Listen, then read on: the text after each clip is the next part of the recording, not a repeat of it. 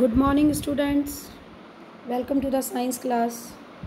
Today we will discuss about some more techniques about the separation of components of a mixture.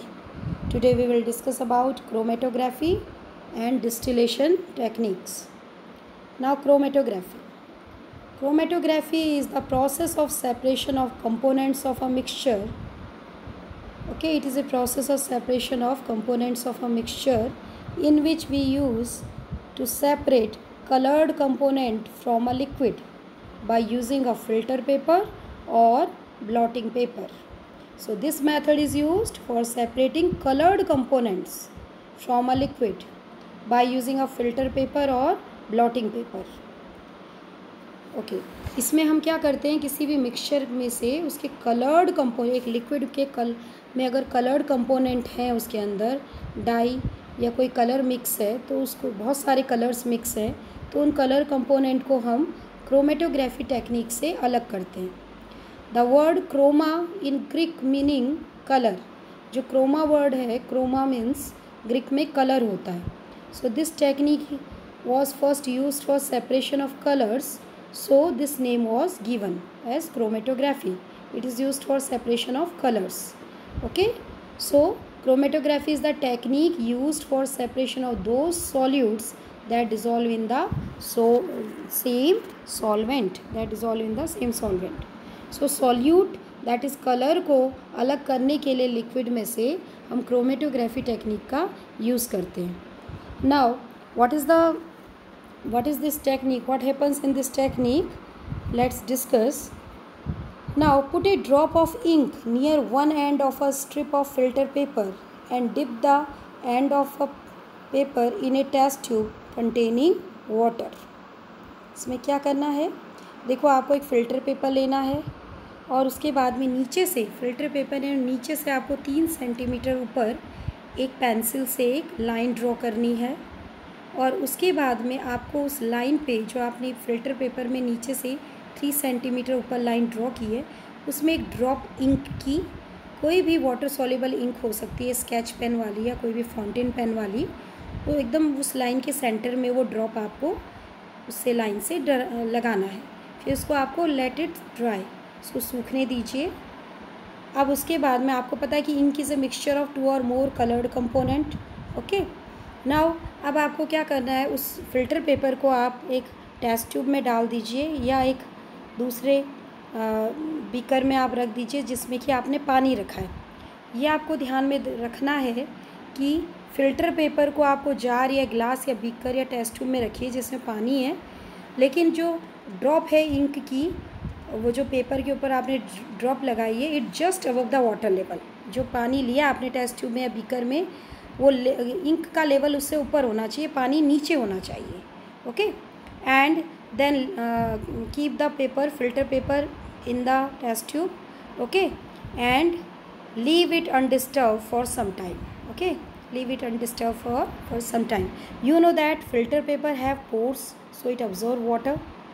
तो आपको पता है ink का level जो वाटर के लेवल से ऊपर है, लेकिन फ़िल्टर पेपर पानी अब्जॉर्व कर लेगा अपने अंदर, और वो पानी अब्जॉर्व होगा धीरे धीरे और कहाँ तक पहुँच जाएगा, इंक तक, जहाँ इंक आपने डॉट लगाया है. अब क्योंकि इंक के अंदर आपको पता है कि ink is a mixture of 2 और मोर कलर्ड कंपोनेंट्स, उसके अंदर कई कलर्ड कंपोनेंट्स मिक्स होंगे. So the component which is more soluble in water rises faster and get separated.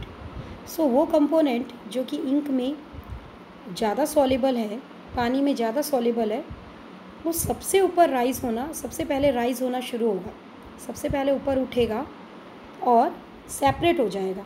Okay. और इस तरह से बाकी फिर सेकंड नंबर पे जो सॉल्युबिलिटी है जिसकी, फिर वो सेपरेट होगा, और सबसे कम सॉल्युबल है फिर सबसे लास्ट में वो सेपरेट होगा. इस तरह से क्रोमेटोग्राफी में डिफरेंट कलर्स जितने भी इंक में उस इंक में घुले हुए हैं, वो सब सेपरेट हो जाएंगे. जैसे कि इस फिगर में दिखाया है कि ब्लू, इंडिगो कलर सबसे पहले सेपरेट हुआ, फिर पिंक हुआ, and then yellow. Okay. It means indigo is more soluble in water. इस इंक में ज़्यादा सॉल्युबिलिटी थी उसकी, इस वजह से सबसे पहले अलग हुआ और सबसे ऊपर वो राइज़ हुआ, पानी के साथ साथ वो राइज़ होता गया और ऊपर अलग से इकट्ठा हो गया. ठीक है. तो हर कलर अपनी सॉल्युबिलिटी के अकॉर्डिंग जो है सेपरेट होता रहेगा। तो हम किसी भी लिक्विड में जितने कलर मौजूद हैं उन सबको इस टेक्निक से सेपरेट कर सकते हैं। So this method of separation is known as chromatography. Now the applications of chromatography, where it is used, it is used to separate colors in a dye. It is used to separate colors in a dye. It is used to separate pigments from natural colors. Natural colors में जो pigment होते हैं, जैसे chlorophyll is also a pigment, okay? Keratin is a pigment, xanthophyll is a pigment. So these different types of pigments can be separated from natural colors, okay, with the help of chromatography techniques in the lab. Now the chromatography is also used to separate drugs from blood. Okay, blood में अगर drug present है तो कैसे पता लगाएं कि कौन कौन सा ड्रग है, क्या सॉल्युबिलिटी है, तो क्रोमेटोग्राफी से वो ड्रग जो हैं उनका इंडिकेशन आ जाता है और वो सेपरेट हो जाते हैं। ठीक है, so these chromatography techniques is used in the following fields. Now after chromatography the next method of separation of components of a mixture is distillation. This method is used for separating a mixture of miscible liquids by boiling the mixture and cooling and condensing the vapors. So this method is used for separation of mixture of miscible liquids. Okay, जो miscible liquids हैं उनको separate करने के लिए इस technique का use किया जाता है। Miscible liquids means those liquids which mixes on each other, जो आपस में आसानी से घुल जाते हैं, मिक्स हो जाते हैं, पता नहीं चलता कि कौन सा लिक्विड क्या है। आपने दो लिक्विड लिया, उनको मिक्स किया, पता नहीं चला। जैसे आपने विनेगर लिया, पानी लिया, दोनों को मिक्स कर दिया, तो vinegar is soluble in water, वो एकदम सॉल्युबल हो जाएगा पानी में, आपको पता नहीं चलेगा कि विनेगर कहाँ है, वो पानी में अपने आप को मिक्स कर लेगा। तो miscible liquids are those liquids which get intermix with each other, जो आपस में मिक्स हो जाते हैं। ठीक है, इससे पहले हमने जो टेक्निक पढ़ी थी सेपरेटिंग फनल वाली प्रीवियस क्लास में, उसमें हमने दो इमिसिबल लिक्विड्स को अलग किया था जो मिक्स नहीं होते। लेकिन अगर दो लिक्विड्स आपस में अगर मिक्स हो जाएं तब हम उनको कैसे सेपरेट करेंगे? तब हम उनके लिए we use the technique of distillation. So distillation separation method का यूज़ करेंगे हम इसमें। ये मेथड, इसका क्या प्रिंसिपल है? इसका ये प्रिंसिपल है कि two liquids which are miscible on each other, okay, they can be separated by this technique, and they should have the sufficient, we can say there must be a difference in their boiling point, there should be a difference in their boiling point। दो liquids ऐसे होने चाहिए जिनके boiling point में sufficient difference हो, उनको हम simple distillation process से अलग कर सकते हैं। समझ लो, दो लिक्विड लिया आपने और दोनों, एक का बॉइलिंग पॉइंट 50 डिग्री सेल्सियस है और दूसरे का 100 डिग्री सेल्सियस है, तो दोनों के बॉइलिंग पॉइंट में अच्छा खासा डिफरेंस है।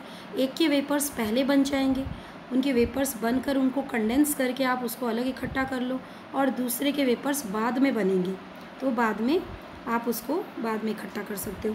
तो ये मेथड, सिंपल डिस्टिलेशन का मेथड कहाँ यूज़ होता है? This method is used for liquids, miscible liquids having sufficient difference in their boiling point, having sufficient difference in their boiling point, okay, so this method is used for those. Now simple distillation, it is used for separating a mixture of two miscible liquids having sufficient difference in their boiling point. Simple distillation का use होगा। If a mixture of acetone and water is heated in a distillation apparatus, the acetone which has a lower boiling point than water first boils and cools and condenses and is separated from water. What is this? देखो यहाँ इस example में बताया कि acetone and water को आप दोनों ही miscible liquid है। अगर पानी में आप एसीटोन मिलाओगे, एसीटोन जो नेल पेंट रिमूवर होता है उसमें भी एसीटोन प्रेजेंट होता है, ओके, जिसको आप पाम में रखो तभी वो वॉलेटाइल हो जाता है, वेपराइज हो जाता है, ओके। तो एसीटोन एंड वाटर को जब आप एक डिस्टिलेशन एपरेटस में गर्म करते हो, तो क्योंकि एसीटोन का बॉइलिंग पॉइंट बहुत कम होता है वाटर के कंपेयर में, तो जल्दी बॉयल हो जाता है, उसके वेपर्स जल्दी बन जाते हैं, और उन वेपर्स को आप क्या कर सकते हो, जैसे इस एपरेटस में दिखाया है, ये एपरेटस है डिस्टिलेशन, ये डिस्टिलेटिंग फ्लास्क है, this round bottom flask is distilling flask. यहाँ आपने मिक्सचर लिया एसीटोन एंड वाटर का, यहाँ इसके अंदर आपने एसीटोन वाटर आपने डाला, ओके नाउ, और आपने इसमें क्या थर्मामीटर भी डाला है, जिससे कि आपको पता है कि एसीटोन का बॉइलिंग पॉइंट जब उसके वेपर्स निकल रहे हैं तो आप नोट कर लो कि उसका बॉइलिंग पॉइंट कितना है, कितने पर वो बॉयल हुआ। उसके बाद में there is a delivery tube, और आप ये देख रहे हो कि वहाँ पर इसको किससे, ये जो ट्यूब है यहाँ आप देख रहे हो इसके साथ क्या लगा हुआ है, एक वाटर कंडेंसर लगा हुआ है। इसमें ये कंडेंसर लगा हुआ है इस ट्यूब के साथ, और यहाँ पर एक वाटर आउटलेट है, there is a water outlet, ये वाटर आउटलेट है यहाँ पर, ओके। और यहाँ पर क्या होगा, अब जब यहाँ मिक्सचर लोगे आप एसीटोन एंड वाटर का and then heat it, what happens, acetone boils first because it has low boiling point, so the vapours goes through this tube and the vapours, here it is condenser है, cooling होगी यहाँ पर, vapours get cool down and by cooling the vapours converted into water, again the vapor converted into water drops and these water drops can be easily collected here।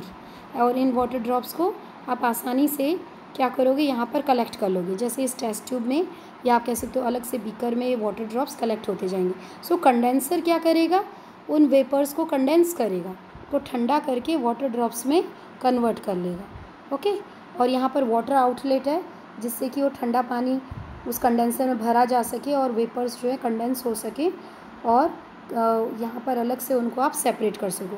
तो yes, जितनी vapours बनती जाएगी, all condenses and converted into water drops and collected separately as acetone, acetone के रूप में अलग से जो है हमारा कलेक्ट हो जाएगा, ओके। और क्या होगा, और जो वाटर जो है उसका बॉइलिंग पॉइंट क्योंकि ज़्यादा है, वो यहाँ राउंड बॉटम फ्लास्क में अलग से रह जाएगा। सो इन दिस वे आपने एसीटोन और वाटर को अलग कर लिया, जिनमें having sufficient difference in their boiling point, so they can be easily separated by simple distillation techniques, okay।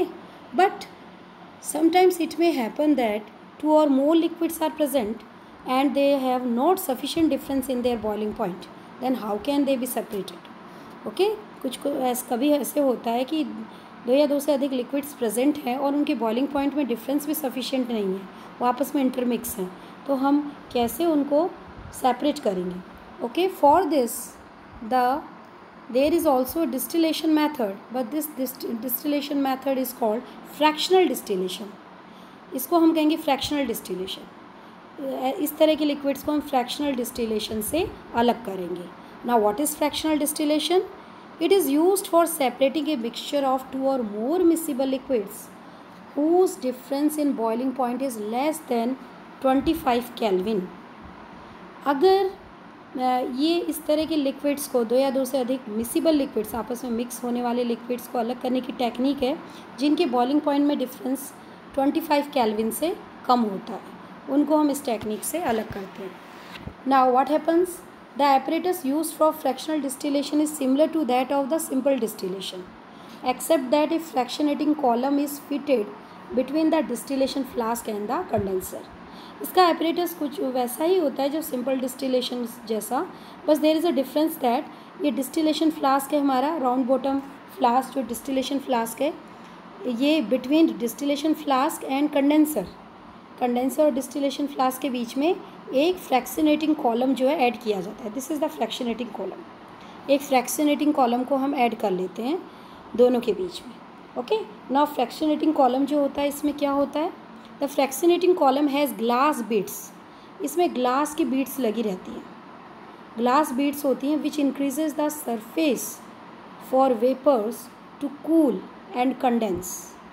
तो इनमें ग्लास बीड्स लगी रहती हैं, ये ग्लास बीड्स क्या करती हैं, जो वेपर्स बन रही हैं उसके सरफेस एरिया को बढ़ा देती हैं, which increases the surface for vapours के लिए सरफेस को बढ़ा देंगी, और जिससे क्या होगा, उनको कूल होने के लिए और कंडेंस होने के लिए थोड़ा टाइम मिलेगा, ओके। तो इसमें यही होता है कि फ्रैक्शनल डिस्टिलेशन इसमें लगा रहता है, और दो लिक्विड्स जिनमें बॉइलिंग पॉइंट में डिफरेंस ज़्यादा नहीं है, तो उसमें हम फ्रैक्शनल डिस्टिलेशन से उसको आसानी से अलग कर पाएंगे। जैसे कि एग्जांपल है पेट्रोलियम, पेट्रोलियम के कंपोनेंट्स को अगर हमें अलग करना है तो फ्रैक्शनल डिस्टिलेशन से उसको अलग करेंगे bye separation of the different gases from the air में से डिफरेंट गैसेस को हमें सेपरेट करना है तो फ्रैक्शनल डिस्टिलेशन से हम उसको अलग कर सकते हैं. Petroleum, you know that the components of petroleum are petrol, diesel, kerosene. Okay, petrol, diesel, kerosene, paraffin wax, bitumen, these all are the fractions of the petroleum. Okay, petrol, diesel, kerosene, they have not sufficient difference in their boiling point. So how they can be separated? They can be separated by fractional distillation. Fractional distillation से हम उनको अलग करते हैं. उनके boiling point में sufficient difference नहीं होने के कारण अलग अलग फ्रैक्शंस में वो कलेक्ट होते रहते हैं उनके वेपर्स और बाद में कंडेंस होकर वहाँ से उनको अलग से ले लिया जाता है. So this is all about students how we can use chromatography techniques and distillation techniques for the separation of substances. Okay, in next class we will proceed our chapter and complete the methods of separation. So students, go through all these topics and try to understand them. Thank you.